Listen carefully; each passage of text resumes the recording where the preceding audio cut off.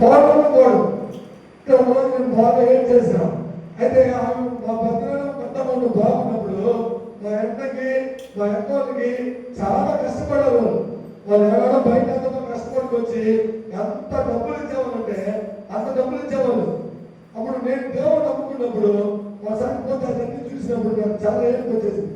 ఇదేంటి వీళ్ళకి పెద్ద కూడా నమ్మకం. హల్లెలూయా. అప్పుడు ఆయనలో ఎంత బాధ ఉంటుంది. ఏదైనా వాళ్ళ పిల్లలు కూడా మా అమ్మ పిల్లలు ఏం చేయాలో దగ్గరికి పంపించరు. ఇద్దరు పిల్లలు అన్నికి వాళ్ళ పిల్లల్ని వేరే నువ్వు అడుగులో ఏం చేయదు నువ్వు పోటీ ఉంటే నీకేమొస్తుంది, నీకు ఆ టీపీ వచ్చేస్తుంది, నువ్వు అక్కడ వెళ్ళకూడదు, నువ్వు అక్కడ పోకూడదు అని పిల్లల్ని దగ్గరికి పంపించేవాళ్ళు కాదు. అప్పుడు ఒకరోజు నేను మా పిల్లలంతా పోతే వాళ్ళ చిన్నలు పిల్లలంతా మీరు ఏం చేయవద్దు, ఆమెకి తీసుకుపోవద్దు, ఆమెకి ఇలా ఉంది, ఇప్పుడు మీరు పోతే ఖచ్చితంగా పిల్లలకు కూడా వచ్చేస్తాయి.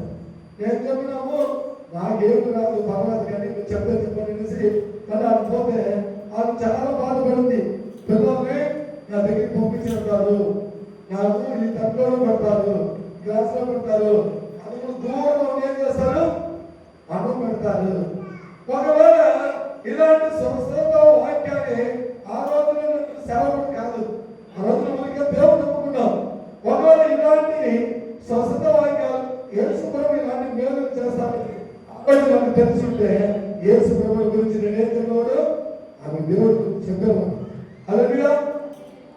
అయితే మనకి అలాంటి స్థితి మన ఇంట్లో ఉంటుందనుకోండి, మన ఇంట్లో ఒక మనిషిని దూరంలో పెట్టేసి నీకు ఎలా పెడతావు, నువ్వు ఆడదామని ఎరువుడు బయట రాకుండా పిల్లలు ఎక్కవద్దు, నువ్వు ఏదైనా సామాన్లు ఉండవద్దు, నువ్వు అది చేయించంటే వాళ్ళకి ఎంత బాగుంటుందో.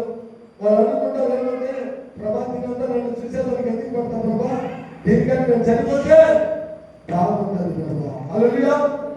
ఎవరు అనుకుంటారు అనుకోరమ్మా, నేను ఈ స్థితి కానీ నేను చనిపోతే బాగుంటుంది, లేకపోతే నన్ను బాగా చేయ ప్రభా అని ఏం చేసేవాళ్ళు చాలా బాధపడేవాళ్ళు. అయితే యేసు ప్రభు ఎందుకంటే ఆయన మేలు చేసే దేవుడు, గొప్ప కార్యం చేసే దేవుడు. అయితే ఇక్కడ ఏమి జరిగిందంటే ఈ శతాధిపతి చదివినప్పుడు శతాధిపతి సరే నువ్వు చెప్పడానికి నేనేం చేస్తాను, నీ ఇంటికి వస్తాను చెప్పు, ఏం చెయ్యి ఆమెను చెప్పాను.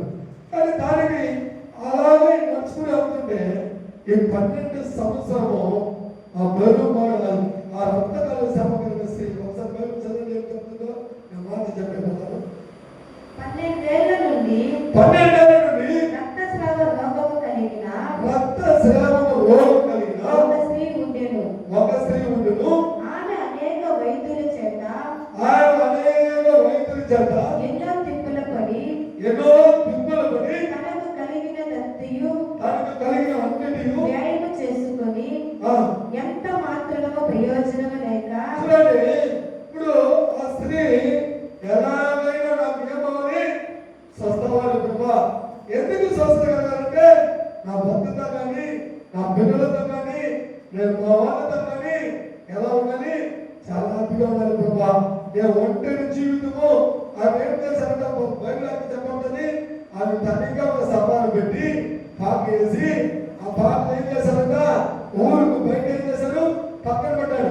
అప్పుడు ఆమెకి ఏమి కలిగి ఉన్నారంటే నేను మా పిల్లలతోనూ మా కుటుంబంతోనూ అనేక మందితోనూ నేను బాగుండాలి ప్రభా, సంతోషం కలిగి ఉండాలి ప్రభా, నా పిల్లలతో నేను చేయాలి, ఆడుకోవాలి ప్రభా, నాకు మంచి ఆరోగ్యం కావాలి అని ఎలాగైనా మనం బాధపడుతుంది. ఆమె ముందు వాటిని ఎక్కడెక్కడైతే హాస్పిటల్ ఉందో, ఎక్కడెక్కడైతే ఏదైతే ఉందో అక్కడంతా ఏం చేస్తాను. ఇప్పుడు మన ఇంట్లో అనారోగ్యం వచ్చిందనుకోండి, ప్రార్థన చేస్తున్నాం బాగాలని, బాగాలేదు ఒకరోజు చెప్తారు మీరు ఆడుకుంటే తిరుపతికి పోతే హాస్పిటల్ చూస్తారండి, మీరు అదేంటంటే దేవుడికి విశ్వాసాన్ని పక్కన పెట్టేస్తారు. వెంటనే ఒక 5 రోజులు 10 రోజులు అప్పు తీసుకుని ఏం చేస్తారు, ఎందుకంటే బాగా అయిపోయారు. హల్లెలూయా. వాళ్ళు బాగుంటేనే అనేక కార్యాలు చేసుకుంటారు. అక్కడ పోయినారు, అక్కడ ప్రాబ్లం అన్ని చూశారు, అక్కడ పోతే కూడా వాళ్ళకి బాగా కాలేదు. మళ్ళీ ఒక 2 నెలల తర్వాత ఇంకొకరు వస్తారు, చెన్నైకి పోతే బాగుంటాయంట.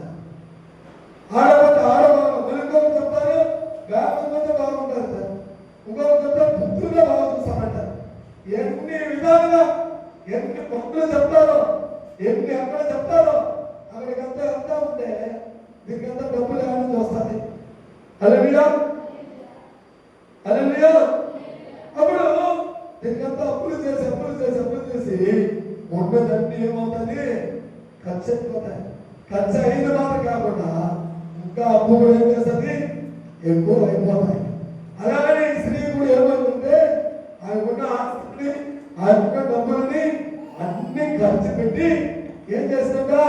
ఎన్నో రకాలుగా నేను ఎలాగైనా నా పిల్లలతో ఉండాలి, నా కుటుంబంతో ఉండాలి, నేను బాగావాలి, నేను అనేక మందిలో సమాజంలో నేను బాగుండాలి, నాకు మాట రోగం ఉంది, నన్ను ఎవరు ఏం చేయకూడదు, తక్కువ మాట్లాడకూడదు, అనేకమైన వారికి నేను బాగుండాలి అని ఆమె కలిగి అన్నిటి ఏం చేసిందంట?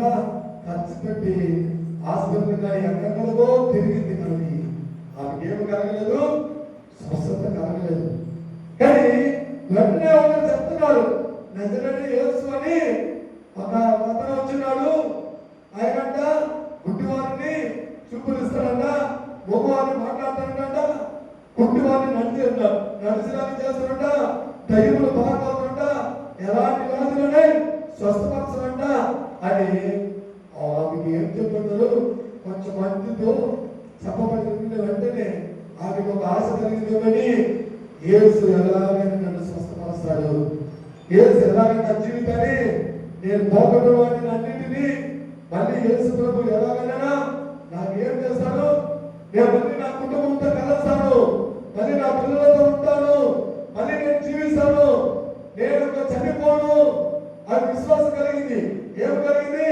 నేను ఎలాగైనా చనిపోను, యేసు నా ఇంటికి వస్తున్నాడు, యేసు నన్ను తాకుతున్నాడు, నేను ఎదిరి ఎలాగైనా ఎంత జనములు ఉండి నేను ఆ సమూహంలో ఎలాగైనా యేసు నాతో మాట్లాడకపోయినా పర్లా, యేసు నన్ను తాగపోయినా పర్లా, యేసు ప్రభు నాతో ఉండకపోయినా పర్లా, నేను ఎలాగైనా ఆయన వస్త్రమైన నేనేం చేస్తాను? తాగితే ఆయన వస్త్రం తాగినా నేనేం చేస్తాను? స్వస్థత పొందుకుంటాను.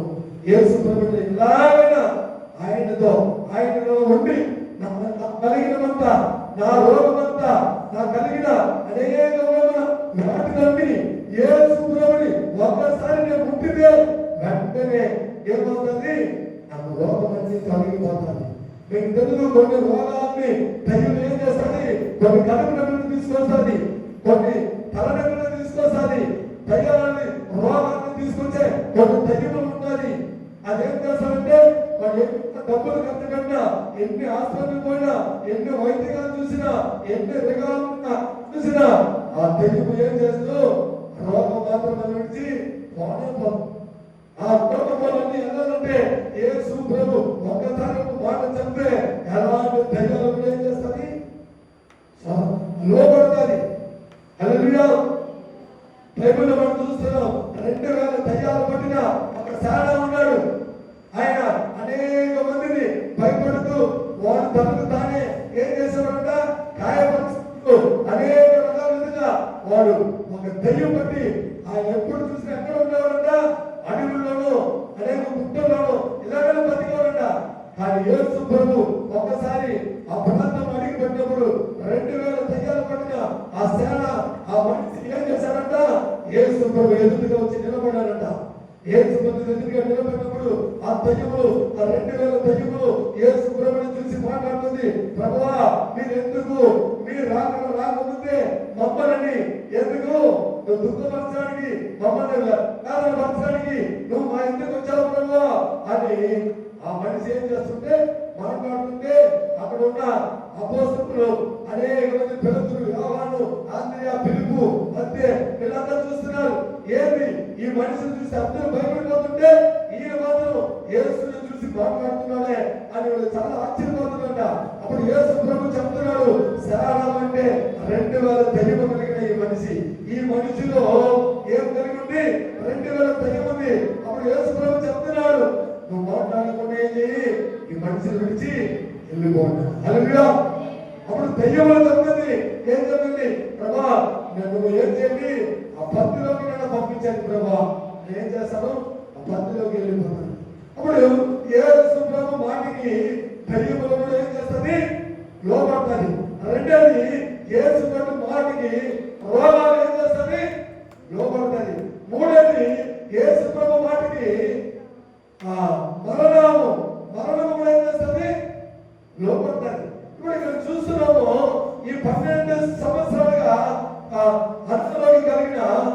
వ్యాధి కలిగిన స్త్రీ ఏం చేసిందంటే ఆ జబ్బు సముద్రంలోకి వచ్చింది. యేసు ప్రభు అలా నడిచిపోతుంటే యేసు ప్రభు వస్త్రాన్ని ఏం చేస్తుందంట ముట్టింది. హల్లెలూయా. నిద్రపోయేంత హల్లెలూయా చెప్పండి. హల్లెలూయా.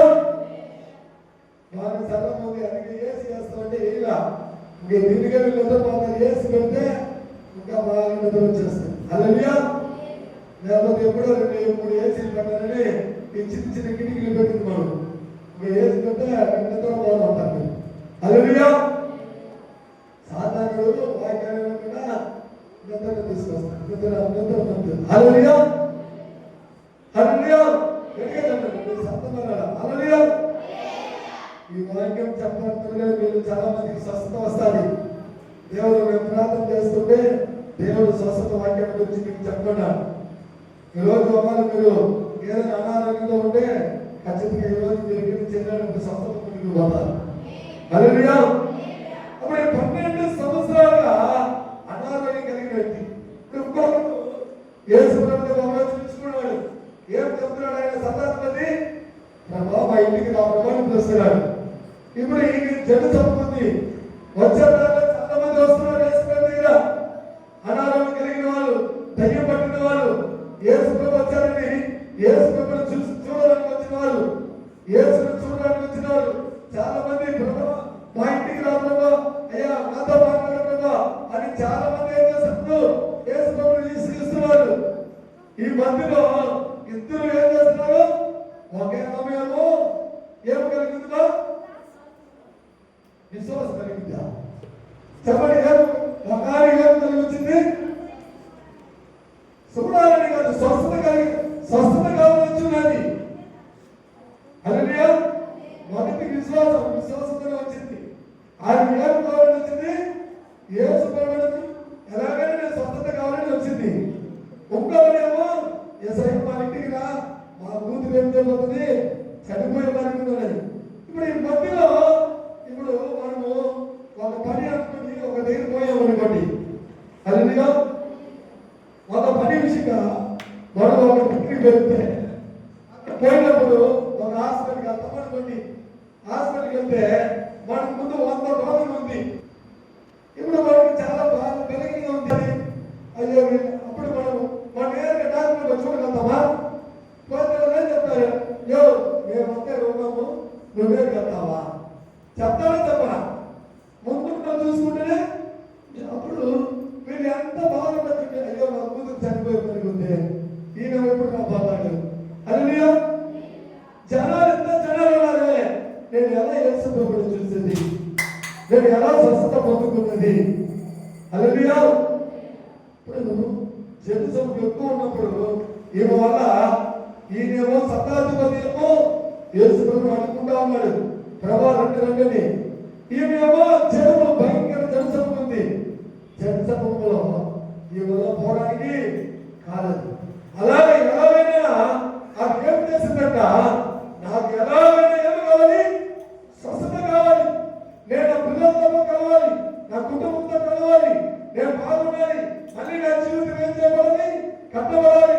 నేను ఇంకో ఉండాలి, జీవించాలి. నేను అనేక విషయంలో ఆశీర్వాదం పొందుకోవాలి. నేను బాగుండాలి. నేను లేకపోతే స్వస్థత కలగకపోతే నేను ఏమైపోతాను? చనిపోవడం నాకు ఇష్టం లేదు. చనిపోవడం నాకు ఆశీర్వాదం కాదు. నా జీవితంలో సగములో నా జీవితాన్ని కోల్పోవడం నాకు సిద్ధం లేదు. నేను ఎలాగైనా ఇంకో 10 రోజులని బాగుండాలి. నేను ఎలాగైనా ఇంకో 10 రోజులని జీవించాలి. నేను ఇంకా చాలా మందికి నా పిల్లలతో నా కుటుంబంతో నేను ఇంకా చాలా సంతోషమని నేను ఆశపడుతున్నాను.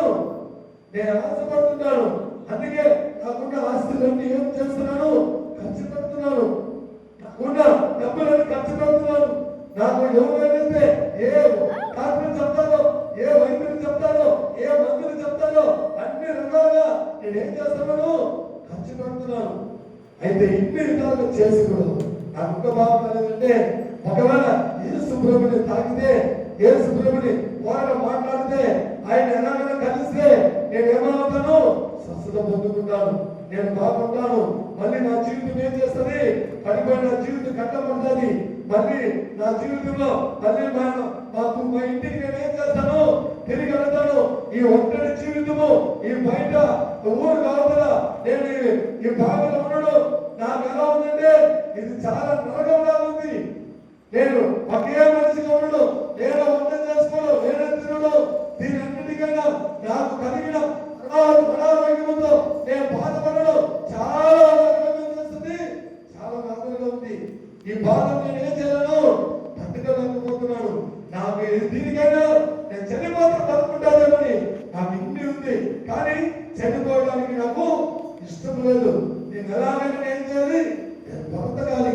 నేను బ్రతకాలంటే యేసు ప్రభువు ఒకసారి తాకితే యేసు ప్రభువు స్వస్థపరుస్తాడు. ఆయన కార్యాల జీవితంలో జరుగుతుంది. ఆయన నన్ను మేలు చేస్తాడు. మళ్ళీ నా వెనకబడిన జీవితాన్ని రోజు ఒకవేళ మన జీవితంలో అనేక విషయంలో ఒకవేళ అనారోగ్య విషయంలో కానీ, లేకపోతే స్వస్థత కార్యాలు కానీ, లేకపోతే ధన విషయంలో కానీ, పిల్లల విషయంలో కానీ, కుటుంబ విషయంలో కానీ, చదువు విషయంలో కానీ, లేకపోతే మన జీవితంలో సరైన విశ్వాసం లేకుండా బతుకుతూ ఉంటాం కానీ, కొన్ని విషయంలో మన సోలిపోవడం కానీ, లేకపోతే ధన విషయంలో కానీ, అప్పుల విషయంలో కానీ, అనేక అనారోగ్య విషయంలో కానీ, లేకపోతే భర్త విషయంలో కానీ, నీ పిల్లల విషయంలో కానీ, నీ భార్య విషయంలో కానీ, మీ తల్లిదండ్రుల విషయంలో కానీ, ఏ విషయంలో అయితే మీరు వెనకబడి ఉంటే అయితే దేవుడు చెప్తున్నాడు. అలాగే నా 12 సంవత్సరాలుగా ఎలాగైతే అనారోగ్యం కలిగిన స్త్రీని స్వస్థపరిచి ఆమె జీవితాన్ని, కోల్పోయిన ఆశలని, ఆమె కలిగిన అనేకమైన తలంపులని, ఆమె కలిగిన అనేకమైన మార్గాన్ని, ఏ దారి అయితే ఆమె ఉపయోగపడుతుందో, ఏ సాధారణ అయితే అనారోగ్యాన్ని తీసుకొచ్చి ఆ ఇంటికి వెళ్ళకుండా ఆమె పక్క పెట్టిందో, ఏ సాధారణ అయితే మీ జీవితంలో అనేకమైన వ్యాపారాలలో కానీ, మీ బిజినెస్ లో కానీ, మీ వాహన విషయంలో కానీ, మీ ఉద్యోగ విషయంలో కానీ, మీ పిల్లల విషయంలో కానీ, మీ కుటుంబ విషయంలో కానీ, ఏ ఆశీర్వాదం అయితే మీకు లేకుండా సాధారణ చేస్తున్నాడో ఈ రోజు దేవుడు మీ 12